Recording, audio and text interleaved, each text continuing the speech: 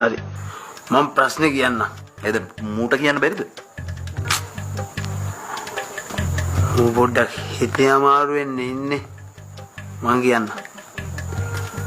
කොටින්ම කියනවා නම් මූට වැඩිලු. වැඩි නැද්ද යකෝ දෙන්නත් එක බෝතලයකට කිට්ටු වෙන ගැහුවාම? පීල වැඩි නෙවෙයි. මූට තව දුන්නොත් තව බොයි. මුගේ ගෑනිට ළමයි හම්බෙනව වැඩිලු. චකෝ ඕකත් ප්‍රශ්නයක්ද? ඈ දෙමෝපියන්ට කවද්ද බං ළමයි වැඩි උනේ? උඹලා පුදුමයක් උනේ. ඒක ඔයාට ප්‍රශ්නයක් නුනට මෙයාට ප්‍රශ්නයක් ලුනේ. හරි ඉතින් බං ප්‍රශ්නයක් නම් මොකටද නිකන් බාරයක් ඔප්පු කරන්න වගේ ළමයි හැදුවේ? බාරයක් ඔප්පු කරනව නෙවෙයි. බාරයක් වෙලාලු තියෙන්නේ ළමයි ඇති කියලා. කොහෙද? වැඩක් නෑලුනේ. බාර වෙන්න ඉතින් පොලිසියට තමයි බාර වෙන්න තියෙන්නේ. ආ? ඒ මොකෝයේ?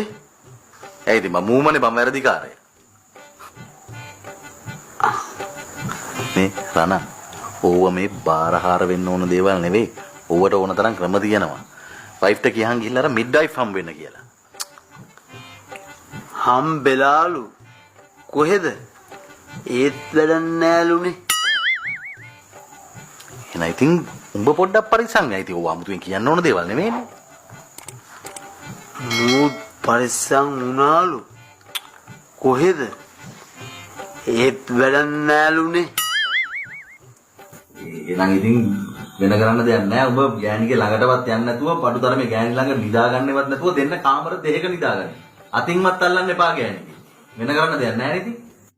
දැන් අවුරුදු දෙකක් තිස්සේ මූ ගෑණිගේ අතින්වත් අල්ලන්නේ නෑලු. කොහෙද? ඒත් වැඩක් නෑලුනේ. ඒ අවුරුදු දෙකටත් ළමයි දෙන්නෙක් හම්බුණාලු. ඒ ඇයි බං?